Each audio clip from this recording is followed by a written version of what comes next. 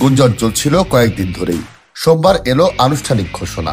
মৌসুমের বাকি সময়ের জন্য ধারে শেফিল্ড ইউনাইটেডে পাড়ি জমিয়েছেন হামজা চৌধুরী।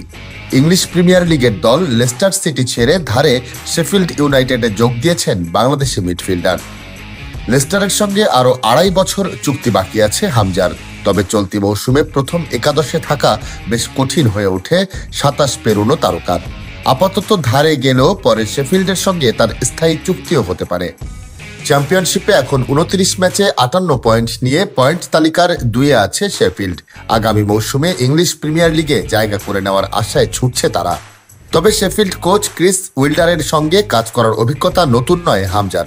কেউ না বুঝলেও আমরা আপনার প্রয়োজন বুঝি, আর তাই তো অত্যাধুনিক ফিচার সম্বলিত বিভিন্ন সাইজ আর কালারের 250-টিরও বেশি ডিজাইন অপশন নিয়ে ওয়ালটন স্মার্ট ফ্রিজ বোঝে আপনার প্রয়োজন।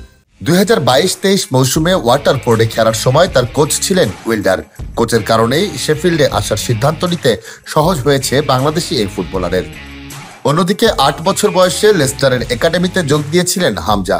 ক্লাবের যুবদল হয়ে মূল দলে অভিষেক হয় 2015 সালে। পরে 2 দফায় ধারে খেলেছেন বার্টন অ্যালবিয়নে ও 1 দফায় ওয়াটফোর্ডে। এবার শুরু হচ্ছে ধারের নতুন অধ্যায়ের। শনিবার ডার্বি কাউন্টির বিপক্ষে ম্যাচ দিয়ে নতুন ক্লাবে অভিষেক হতে পারে হামজা চৌধুরীর।